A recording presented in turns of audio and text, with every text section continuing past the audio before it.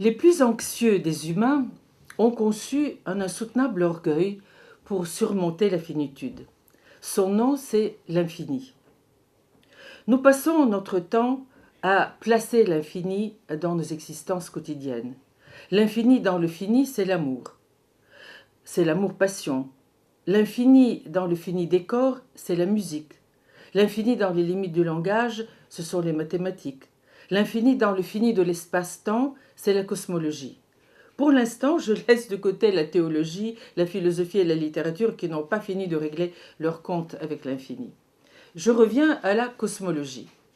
Au fur et à mesure que la politique s'avère inapte à gérer la Terre globalisée, la cosmologie prend le relais de l'astrophysique pour penser le destin de l'univers, à moins que ce ne soit le multivers, comme ils disent.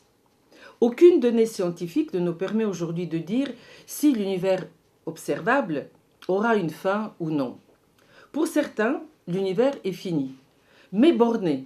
Un espace se refermant sur lui-même, comme la Terre, vous pouvez la parcourir à l'infini en passant toujours par les mêmes points. Les observateurs actuels confirment cependant que l'expansion universelle semble s'accélérer et qu'elle continuera toujours à l'infini. Mais que signifie pour l'univers d'être en expansion s'il n'a ni bord ni extérieur? Les réponses varient. Tenez-vous bien, je vais simplifier 3 hypothèses. Soit le processus d'expansion de notre univers sera gravitationnellement ralenti et il va s'inverser. Le Big Bang se transformera alors en Big Crunch, c'est le grand écrasement. La fin est là. Soit le processus d'expansion actuellement accéléré continuera à jamais jusqu'à ce que les astres s'éteignent et s'agglutinent en trous noirs sans structure, rien qu'un bain de photons froids, c'est le Big Chill, le grand refroidissement, indéfini résultat de l'expansion, c'est la fin aussi.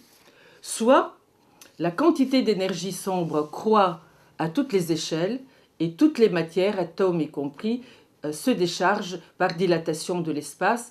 C'est le Big Rip, le grand déchirement, scénario tout aussi catastrophique où l'univers est détruit en un temps fini. Toutefois, pour l'instant, il y a suffisamment de masse et d'énergie. Non.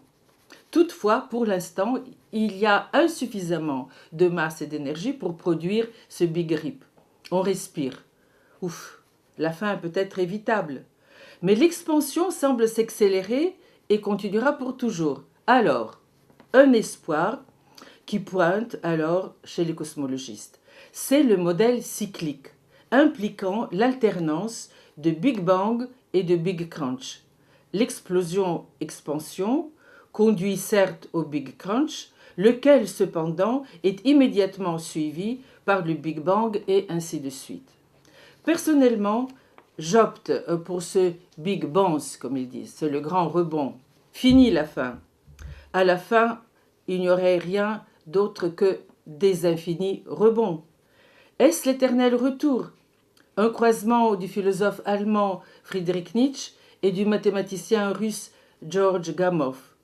Pourtant, même cette synergie optimiste ne manque pas de critiques qui la démolissent. Il fallait s'y attendre, les cosmologistes pensent toujours.